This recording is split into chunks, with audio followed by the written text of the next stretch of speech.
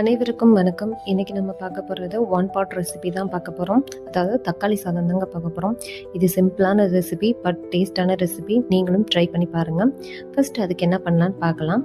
ஒரு குக்கரில் பார்த்தீங்கன்னா கொஞ்சமாக ஆயிலும் கொஞ்சமாக நெய்யும் எடுத்திருக்கேன். அதோட ஸ்பைசஸ் ஆட் பண்ணியிருக்கேன். அதாவது ஏலக்காய், பட்டை, கிராம்பு, அன்னாச்சிப்பூ, பிரியாணி இலை இதை ஆட் பண்ணியிருக்கேன். நெக்ஸ்ட்டு பார்த்திங்கன்னா நீளமாக வெட்டி வச்சுருக்க பெரிய வெங்காயத்தையும் எடுத்துக்கிறோம். அதோடு சேர்த்து நல்லா வதக்கிக்கணும். இப்போ வதங்கினதுக்கப்புறம் பார்த்திங்கன்னா இஞ்சி பூண்டு பேஸ்ட் இதோட நம்ம ஆட் பண்ணிக்க போகிறோம். அதோட பச்சை வாசனை போனதுக்கப்புறம் பார்த்திங்கன்னா நம்ம தக்காளி இதோட ஆட் பண்ணிக்கிருக்கோம். இது கொஞ்சம் தக்காளி நம்ம முன்னாடி ஆட் பண்ணி வதக்கிக்க போகிறோம். இப்போ பாருங்கள், இப்போ நல்லா வதங்கணும். வதங்கி முடிச்சதுக்கப்புறம் பார்த்திங்கன்னா நான் கொஞ்சம் தக்காளியை இதோட பேஸ்டாக்கி அரைச்சி எடுத்து வச்சுருக்கேன். இதுவும் நம்மளுக்கு நல்லா அந்த பச்சை ஸ்மெல்லாம் போயிடுச்சு.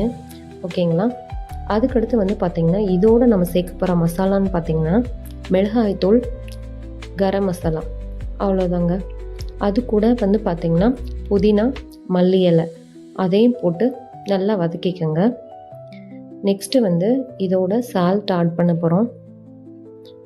அதாவது நீங்கள் பிரியாணி ரைஸ் எடுத்துக்கிறீங்கன்னா 1 டம்ளருக்கு ரைஸ்க்கு 1.5 டம்ளர் தண்ணி ஊற்றணும்.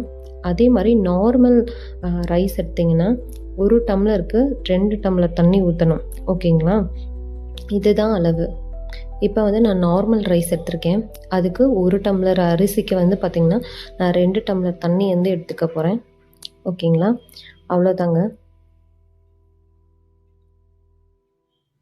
இப்போ பாருங்கள், நல்லா அது கொதி வந்ததுக்கப்புறம் ரைஸ் போட்டுட்டு உப்பை செக் பண்ணிக்கோங்க, காரமும் செக் பண்ணிக்கோங்க. நான் காரம் ரொம்பவே கம்மியாக தான் போட்டிருக்கேன். ஏன்னா கிட்ஸு லஞ்ச் பாக்ஸில் கொடுத்து விடுறதுனால ரொம்ப காரமாக இருந்தால் அவங்க சாப்பிட மாட்டாங்கன்னா அளவாக காரம் போட்டிருக்கேன். இன்கேஸ் உங்களுக்கு காரம் அதிகமாக வேணும்னா பச்சை மிளகாவும் ஆட் பண்ணிக்கலாம், கரம் மசாலாவும் சேர்த்து போட்டுக்கலாம். ஓகேங்களா? அவ்வளோதாங்க.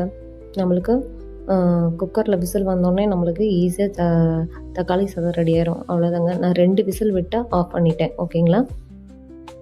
வாங்க பார்க்கலாம் எப்படி இருக்குன்னு. பாருங்கள், எனக்கு ரொம்ப சூப்பராக வந்துருச்சு தக்காளி சாதம்.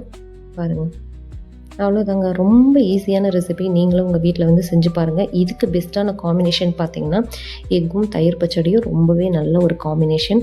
நீங்களும் உங்கள் வீட்டில் செஞ்சு பாருங்கள். நன்றி, வணக்கம். சேனல் பிடிச்சிங்கன்னா சப்ஸ்கிரைப் பண்ணுங்கள்.